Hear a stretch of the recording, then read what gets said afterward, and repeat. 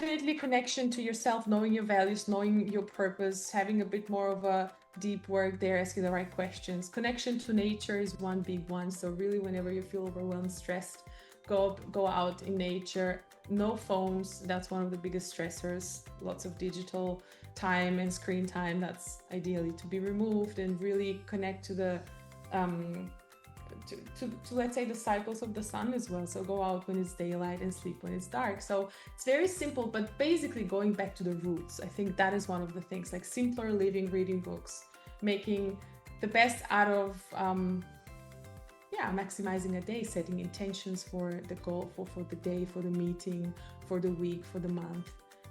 Intentional living and really mindful as well.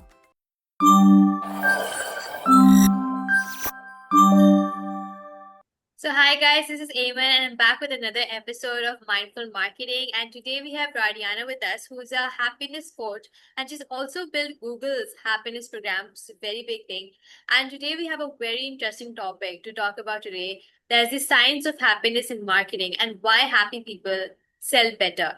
So, all over to you, Radiana. Can you tell me that I've read your LinkedIn, I've seen it, and you've helped 20,000 plus people become much more happier. So, how do you actually realize that happiness can be measured in the first place? Well, it's a very, very interesting and kind of long story. I'll try to keep it short. But basically, I figure that we teach what we most want to learn. And, in a high-paced environment, working for Adidas in the first place and later on at Google, I figured out that I have to hack my own happiness on a daily basis so that I'm productive. Because, yes, happiness is the prerequisite of productivity, of success, of a better work. And so I found myself working a lot of hours, delivering big projects, traveling the world with these amazing companies. And at the same time, I felt like, it's I'm not as as productive as I could. I felt like my energy was going down. I had ups and downs, and I didn't know how to make the most out of it and maximize my time. And so I started researching, I started studying, I went down the rabbit hole of, the science of, I started teaching my friends because the thing was this thing that I was discovering was really working. I got promoted in record time. I was leading teams, leading projects. And so when I joined Google, in my first months there, I started teaching as well and just sharing what worked for me, and people found it mind blowing. It became a global initiative, a global program, an official program, part of the internal educational system at Google called Hacking Happiness. And it's basically very simple to measure happiness because it's subjective. And science says you just ask the people. And that's a very long story short on how I realized it's possible. And then I just also started teaching others through simply asking the question, how happy are you now? And just really seeing that after 1 hour of my hacking happiness session, people would increase their happiness consistently, of approximately 20% each session. That's really amazing. So, a lot of people, we have a lot of terms, when it comes to happiness. Some people say that we're in a good mood. Some people say today we're excited or, much better as Yeah. compared to before. So, what do you think is actually happiness? Is it the same as being in a good mood? Well, it's part, let's say it's part, being in a good mood is part of the equation of happiness. As mentioned, happiness is subjective, right? So what makes me happy, what makes other people happy, what makes you happy might be slightly different. But science says that if we have to look at a definition of happiness, it kind of can be very, very simple. So it's two things: how good you feel in the now and how good you feel overall. What does that mean? Being in a good mood probably fits more into the first bucket. So, how satisfied you feel with your life in the moment, right now. How is your mood? How happy you feel just now? Are you having a bit of a headache? Is it a good day, a bad day? Like, how is it going right now in the moment? Maybe you just received an amazing news or something is going on in your life. And by the way, disclaimer, the goal is not to be happy at all time, right? That's not healthy. That's not what we're aiming for here. But that's the first piece of the definition. And the second piece is how satisfied you feel with your life overall. So that's the second biggest part, and that's the deeper sense of purpose. If you feel like your life is following a trajectory that is fulfilling, that is satisfying, as we say, you wake up knowing, what your purpose is. Although I make it way simpler than that, but the whole point is Science defines happiness as two things: how good you feel in your life and how good you feel with your life. And the small hacks to pick yourself up whenever you need it on demand, whenever you're ready to be happier, as we said, not all the time, but to say, okay, what is science telling me I can do right now if I just need a boost of good mood, right? Back to your question. And then the second piece, which is a longer process, is how do I define and design my life for happiness and around happiness? And that's where I just launched my strategic happiness accelerator, my group program. The point is, happiness is strategic. So living your life, designing it for happiness should be proactive, should be an action we take proactively instead of hoping that happiness will just happen one day, because happiness is not a consequence of success, which is another misconception. But so the point is, it's two things. So the good mood is the smaller piece, the ongoing happiness that we feel in the moment right now, and the bigger piece is how happy you are with your life overall. And many of us are a bit unhappy on that front, but I'm here to change that. So very exciting journey. That's very nice. So you also built Google's happiness program. So what do you think is the intersection? Where's the intersection between happiness and productivity for employees at a workplace? There is a little bit of a misconception that in general happiness comes after we achieve certain amount of milestones, after we hit the KPIs, after we achieve XYZ, and then we will, after we get promoted, after we get to a higher level, after we lead a bigger team, after we handle a bigger budget. Like, we believe that's the point we will feel happier.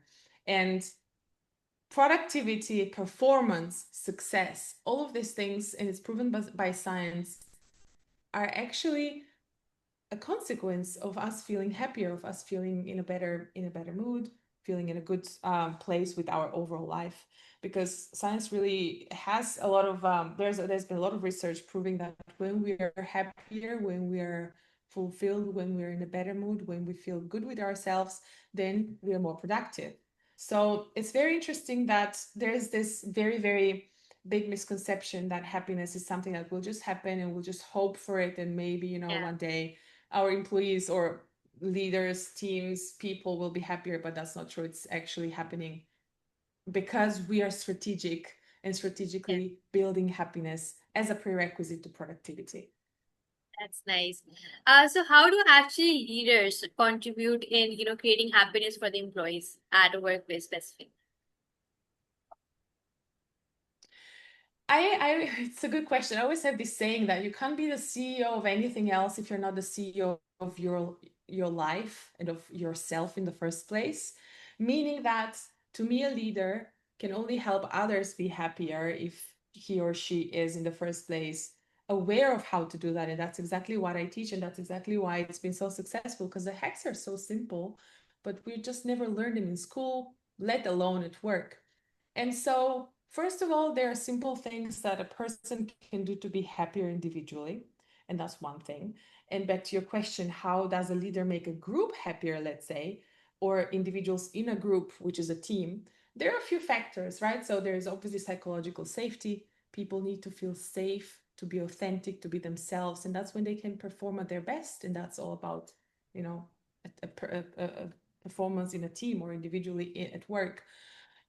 Things that make and bring happiness at work are the following: autonomy, impact. A person needs to feel that they are contributing meaningfully to the company. Reward, they need to feel fairly rewarded. Recognition, that's something that the leader can directly influence and can really build a culture around, for people to feel recognized on a daily basis, or whenever, not just whenever a huge project is delivered, but on the small ongoing daily achievements as well. Leadership, so feeling that the leader can be in a good relation, employee and leader has to have Yeah. to be in a good relationship. I'm not saying friends, but and the last is having friends at work. That is when the leader enables those interactions among people on a personal level so that they can build friendships. That's a very nice answer. I think leaders should actually learn how to be friends with employees as well. So you've also worked for many brands, and we have seen a lot of big companies like Google, IKEA, and all of that. How does their company's internal success actually affects the overall success of the company? Is the happiness of the employees the main reason why such companies are actually successful? No, I believe it's a culture. It's a culture that Yeah, these amazing companies can afford and are really proactively investing in building, and that's what makes them so special, and that's what makes them so productive, and such great places to be because the employees are the actual people that make also the company so successful. So definitely when there's a culture for thriving, where people can thrive, where people can be authentic, where people can spread the word and say this is an amazing place to be, but especially feel happy and productive. Whenever we're happy, we're also more creative, and that's when we do a better job as well. So for sure, both things are connected. that's nice. So there's a lot of problem that comes into workplaces when it comes to burnout. I think it's a very common concept that you're having online that employees they get burned out at workplaces. So do you have any type of happiness technique that can actually get them out of burnout quickly? Well, it's very important to mention and to highlight a disclaimer. I'm not a psychologist. I'm not into therapy. I'm not teaching that. So, the whole point of positive psychology, which is what I really am a big fan of, and I have this MBA in organizational happiness, is to bring people on a neutral standpoint to a plus. Because what traditional psychology does in handling trauma or burnout of very serious issues is whenever you're at a minus, let's say in that case, traditional psychology and therapy brings you at the neutral, at the zero. And so that's when there's some healing needed, that's where some deeper work needed. And burning out is one serious issue, and I ideally help people before they get to burnout, because when we burn out, something of ours is gone forever, it's burned. So one thing that could help, well, there are multiple things, but it's, as I've mentioned earlier, authenticity in the workplace. So it's very important to know our values. And very, very few of us know our personal values, for example, and just make sure that the values of the company align with our values so that we feel that our life is going in the second piece of happiness on the right trajectory when it comes to working for this company. And usually there's this saying that says, your purpose, you can either build your own dream or be hired by someone and build theirs. And I say that's also okay. There is nothing wrong with that as long as your values align.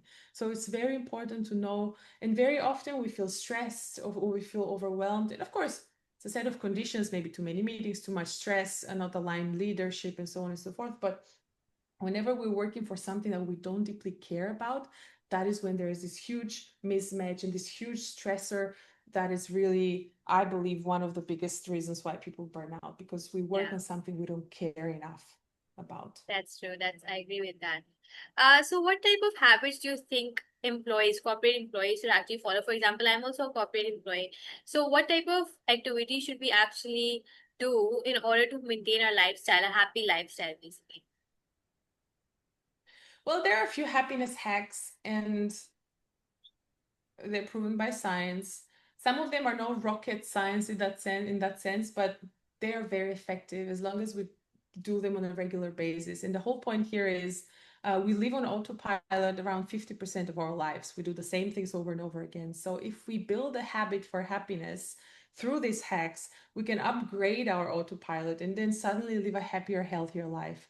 A few examples here would be thinking of the good things around us, because we go naturally into this negativity spiral. So how do we flip that? We think about things that are actually going great in our lives. We can always find good, and that's the whole point. When you, for example, think of three things that are going well today, could be small things, but then you literally prime your brain to search for more positivity around you, and it really works. And you start seeing more opportunities, you start getting more creative. So that is one of the biggest ones: gratitude, and really feeling grateful for the things that you're mentioning, not just saying them like a list. Oh, my family, my job, my health, because those are the usual three. And definitely connection to yourself, knowing your values, knowing your purpose, having a bit more of a deep work there, asking the right questions. Connection to nature is one big one. So really, whenever you feel overwhelmed, stressed, go out in nature. No phones, that's one of the biggest stressors. Lots of digital time and screen time, that's ideally to be removed, and really connect to the um to let's say the cycles of the sun as well. So go out when it's daylight and sleep when it's dark. So it's very simple, but basically going back to the roots. I think that is one of the things, like simpler living, reading books, making the best out of yeah, maximizing a day, setting intentions for the goal, for the day, for the meeting, for the week, for the month. Intentional living and really mindful as well. Yeah, that's amazing. Those are amazing tips. So when I actually came across your profile, I thought it was very unique because I have never heard from the country that I'm belonging, especially I've never heard anything about happiness coach. And actually, I never knew that you can have a happiness coach for employees as well. So do you also feel the same that this is not something which is common and companies need to have a lot of awareness about, the happiness of their employees? Yes, I feel it's changing. Stephen Bartlett recently hired a chief happiness officer, or a role within his own team to take care of the happiness of employees. And he's a very forward thinking and fast, forward looking leader who is, I believe, in a way, setting the example, and really one example of how the scene is changing, a corporate scene is changing. Although I have to say that, I mean, yes, it's very innovative, and with everything very new, there's a lot of education that needs to come into the picture. But the best leaders, the most aware leaders, are the ones that engage and work with me to design these happiness initiatives for their teams and their companies, because they really understand that whenever the team is happier, they're more engaged, and then that's when they do their best. That's where their best work comes from.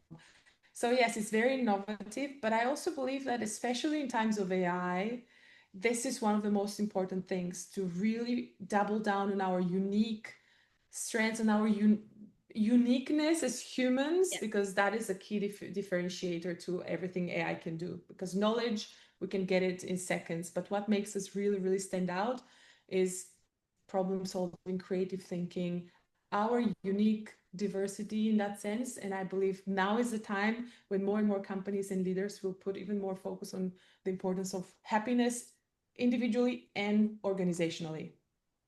That's very right. I hope that actually happens as well. So do you also think that customers also subconsciously feel the happiness or the stress behind campaigns? I know it looks very hypothetical, but does it actually happen? Yes. Yeah, definitely. Whenever the external world is a mirror of our internal world, Yeah. and both things are connected, but you can also see it, for example, through marketing campaigns. You can really feel what was the energy behind. Was it creative? Was it like playful? If you look at posts on LinkedIn, for example, you can almost feel how the person felt when they wrote the post. So yes, energy is contagious through everything we produce as humans, being that the way we speak, being that the way we write, being that the way we create campaigns. In anything that we create as humans, you can feel the energy that was there behind. So if a person is happy, in a happier mood, I literally have a reminder on my calendar to say, whenever I write a post on LinkedIn, whenever I engage in a meeting, in a conversation, I need to check my energy and use my own happiness hacks to elevate my energy, and to really, for example, think of things I'm grateful for, so that I start being more positive. And it's all based on science, and it's so simple to do, because we just naturally tend to feel a bit more negative, because that's our survival brain that is really helping us and protecting us.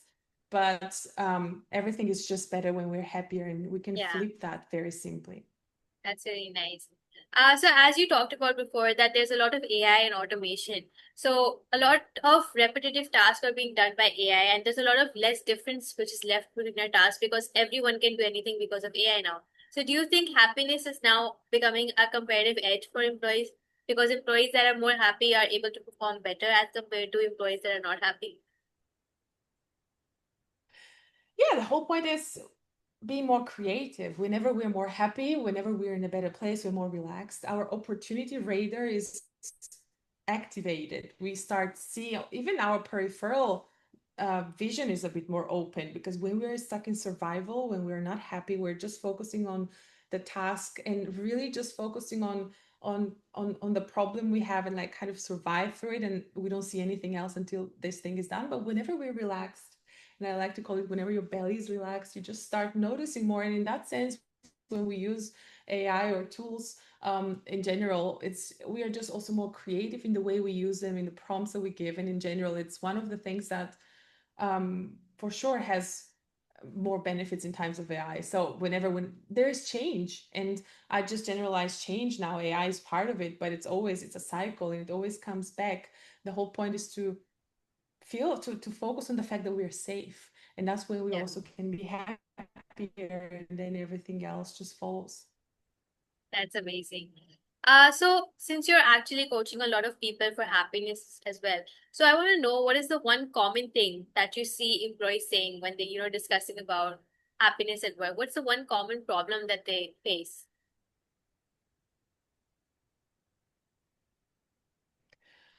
Well, first of all, people don't believe that they can be strategic about their happiness. And it's very innovative, as you said. Very often we think that that's either reserved for the people that are burned out, that have some serious issues, that have some fixing to be done. But the reality is we are not broken unless there is some bigger issue for which therapy is needed. As I mentioned earlier, the whole point is we can be happier, and I have this mission of 1 million happier, and I have a page where people click whenever I make them happier, and the whole point is it's not to be happy, it's to be happier. So really elevating that standpoint from wherever we are, and people usually incorporate it outside are not aware that that's something that we can influence. And that's where I started my journey back in the time, thinking, okay, that's life, it's just full of stressors.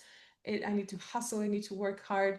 But the whole point is there are simpler ways to improve that whenever we need. And science is way more advanced these days, with what I also was sharing of this positive psychology. In the past 20, 30 years, there have been so many more studies around how to influence our happiness instead of just reducing misery, which was the focus in the past.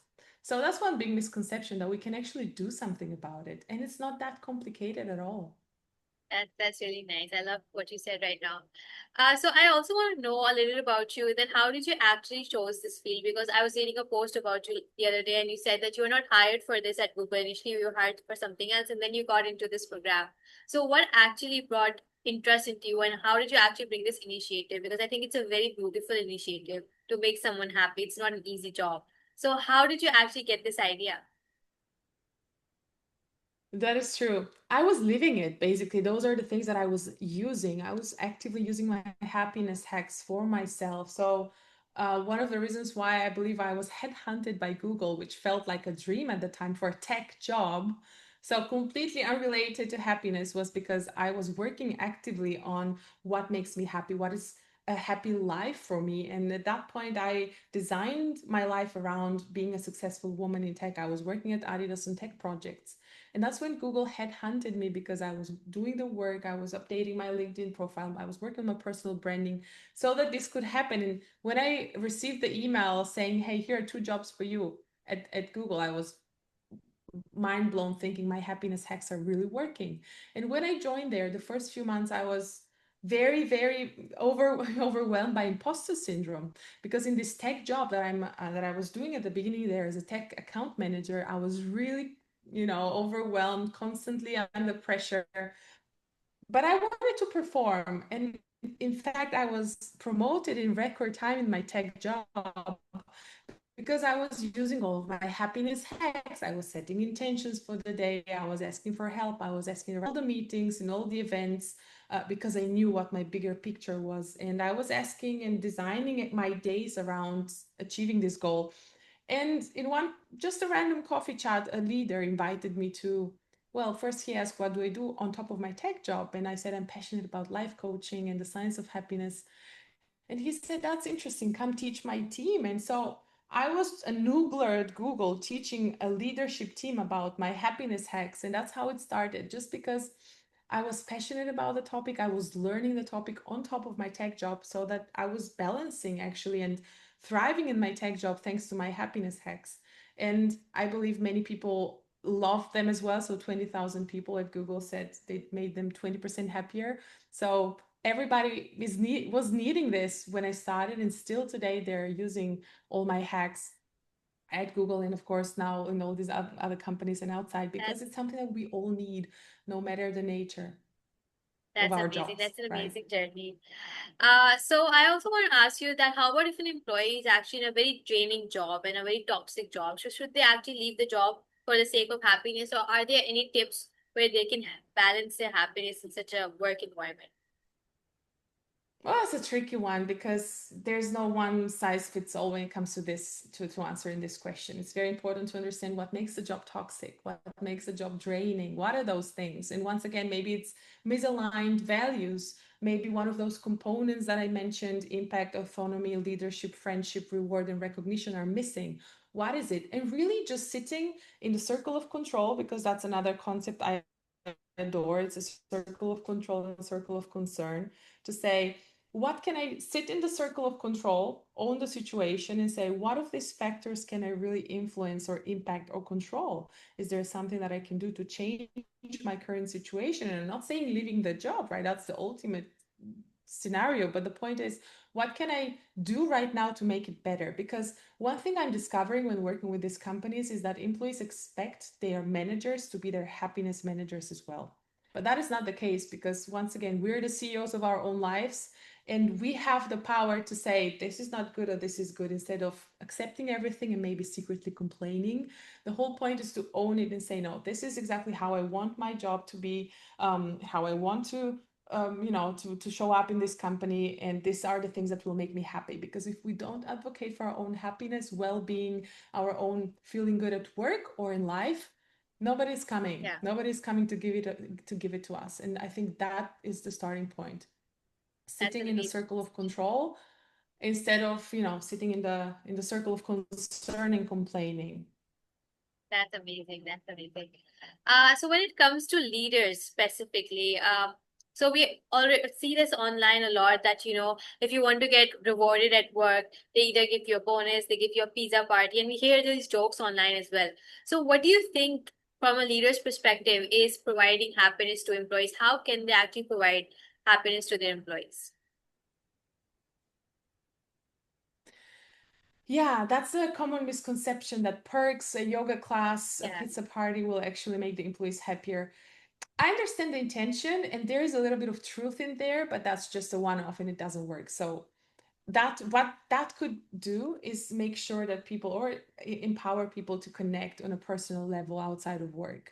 But that's just one small piece. Is As we've seen, there is way much more to that. It's all about recognition on a regular basis. It's about the right rewards. Do people feel fairly rewarded? It's about collaboration. It's about having friends at work, and that's probably where the pizza party can help to enable those connections. Leaders, are there great, good leaders, good people yeah, for the employees, and do the people feel that they are contributing meaningfully to their job? Do they feel they have the autonomy to perform in their jobs? All these factors are very, very important. But ultimately, the goal is to create psychological safety so people can be authentic. And whenever you're authentic, whenever you don't have to use filters, masks, show up in a specific way, be careful, you're out of that survival in a way, and you're really yourself. And then you can be happy and you can perform better. that's right. That's amazing. So this brings us at the end of Mm. the podcast, Radiana. It was a wonderful having you. At the end, would you like to give any advice to all of the people who are seeking happiness currently?